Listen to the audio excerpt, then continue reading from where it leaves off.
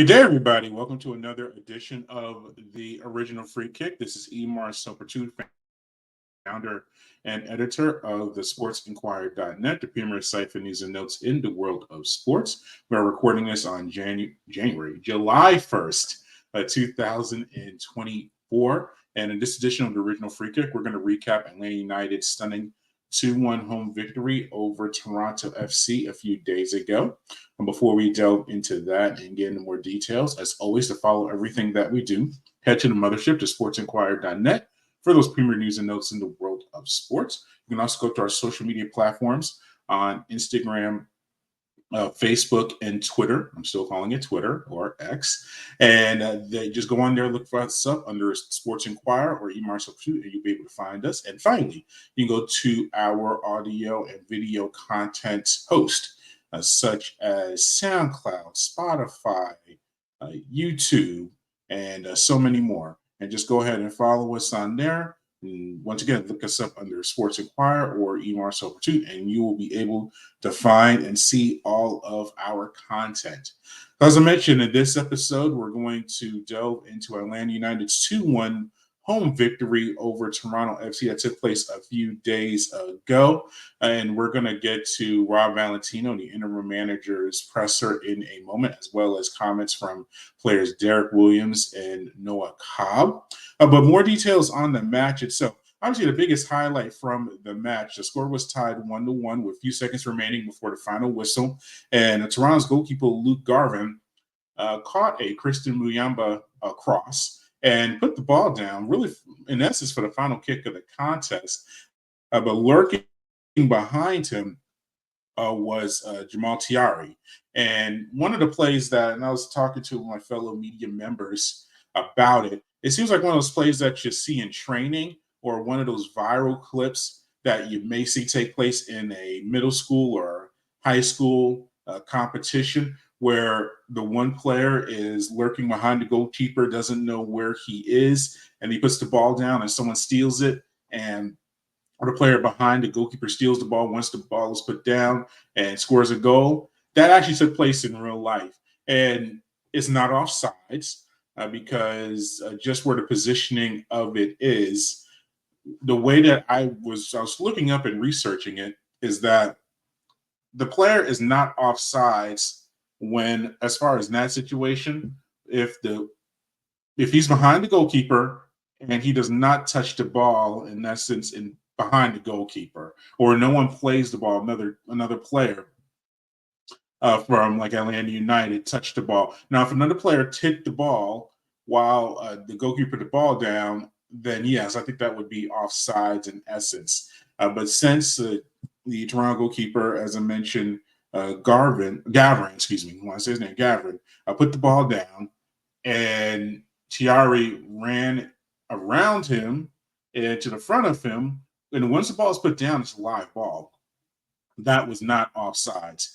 But overall, that was the big story from the contest. I say he moved the ball and got the ball around the goalkeeper and was able to score. So we'll get to more details on that here in the comments from Rob Valentino and more. But I said, just let's see, just out the highlights from the contest.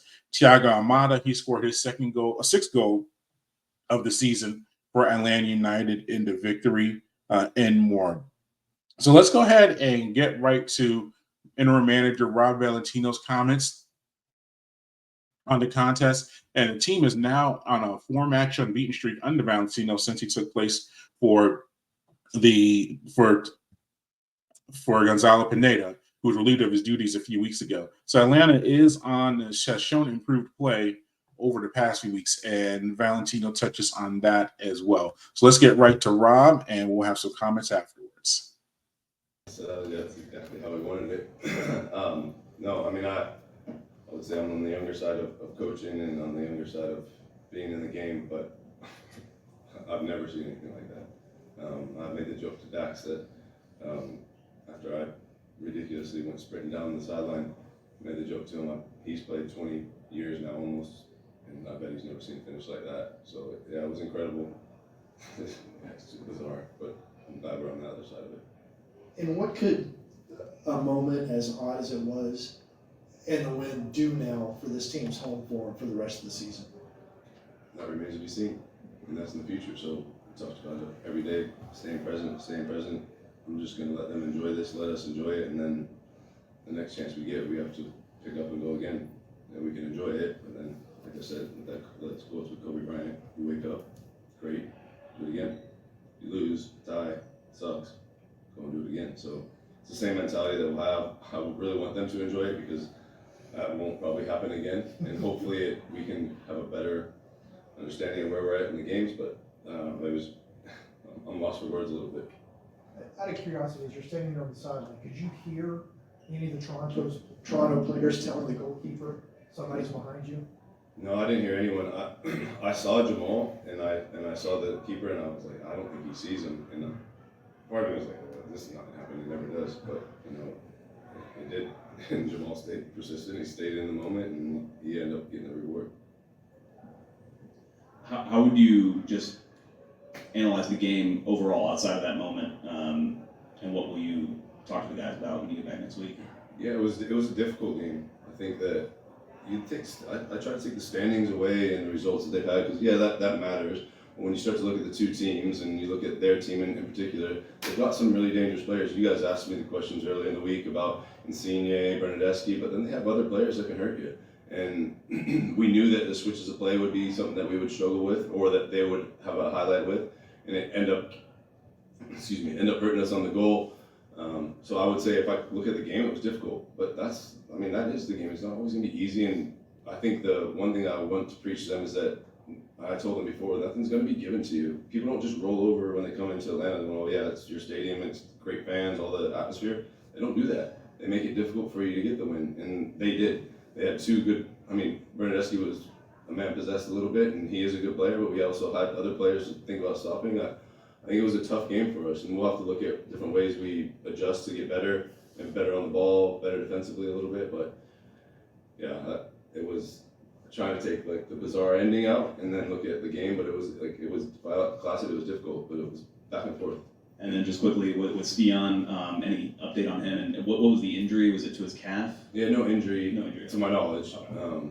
But yeah, he's working his way back to fitness. He had the injury previously. I think he was just starting to cramp. Like he put in a serious shift, chasing people in behind. So it's just more precaution to make sure. Tyler left. So 4 games in now, 2 at home, 2 away. What are you seeing that you want to focus on positively, and what are some things that you're seeing that you need to work on with the squad? I think the one positive I would say, or not one, the positive is that we're scoring goals. We're staying in games, whether like look at you go down a goal type thing and you get one called back. Like the mentality of the team kind of gets all over the place in the games, and the fact that they're resilient enough to continue going is something I'm proud of. I think for me, we need to be better in creating maybe more clear-cut chances. Maybe that's it. But yeah, there's a lot in there, I think, sometimes. But I'm trying to narrow in on things that we can really attempt to adjust now, and then we got tons of games. So it's like, in the games, can we, roll little things out and tweak things as we go? Caleb Wiley and Noah Cobb also had phenomenal performances tonight. What did you see from them, and how have they really made their mark and their stamp into this lineup and into this team? Yeah, they're two kids that are brave, they're aggressive. I think that Caleb did a good. I think also the players in front of him did a good job helping. Once we talked about blocking inner passes so they had hit switches more around us rather than the big ones or play through us. And you saw at the end, like Caleb was able to anticipate balls and kind of build our attack. Noah was really good in the air. He helped supported Caleb a lot of times defensively. But for their age, like I try not to look at their age because they're just good players. But for their age, they're definitely more mature than I was at that time. Coach, 8 points, 2 wins, 2 ties. What are you doing different with the team? I don't want to say nothing because we are doing things different. There's a different message at times. Like I'm a different person. We are trying to play, I would say, in a different way. Doug said pragmatic, and when I finally looked up the definition of pragmatic, I was like, yeah, maybe that's right. I'm not disrespecting you. No, But maybe that's right. Like I've told them, play what the game gives you. I don't have a set way of playing. I'm just trying to maximize their talents. And we as a staff and us as players, like we're committed to each other. We're trying to share this ownership, trying to share this success, and I mean that's something that I'm doing different. Yeah, I mean it's different voices, but the boys will come back re-energized, and you can't rest on this. Like they really need to stay in the moment, stay present, and attack the next game now. So that was Rob Valentino, head coach or interim manager for Atlanta United, commenting on the victory over Toronto, and the team, as I mentioned, on a four-match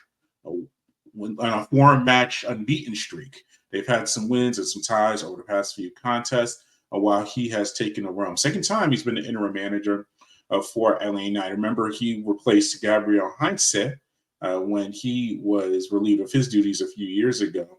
He stayed on with the staff under Gonzalo Pineda, and now he's interim for the second time.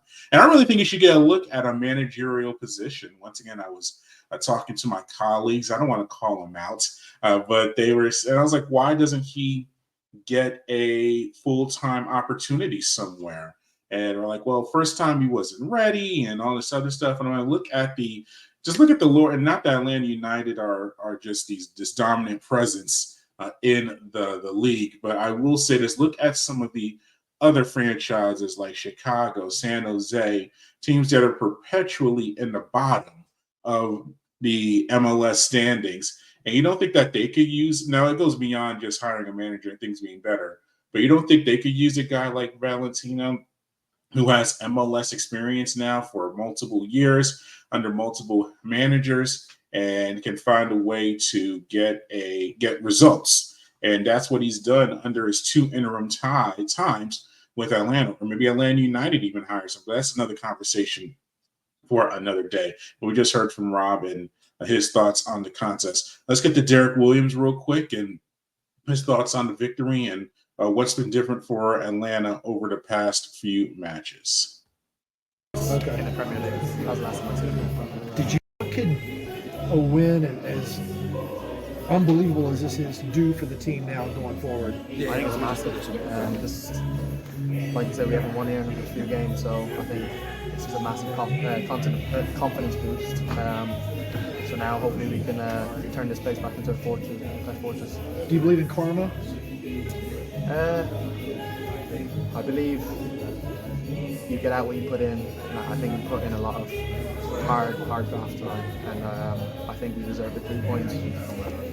What's been different over the past four matches with the Rob at the helm, as opposed to just a previous tenure? I think we've been a lot more direct. It's something he wants us to do. I don't know what else really. We're just working hard. He makes everyone accountable. So he expects 100% from everyone. So I think everyone's been doing that. Do you feel more solidified on the defensive end? Is this just more organization, different formations, just techniques? I feel like we felt all season, to be honest with you. When everyone's fully fit, I think we have a very strong back four, back five, and finally everyone's back fit. So hopefully we can stay healthy and really kick on.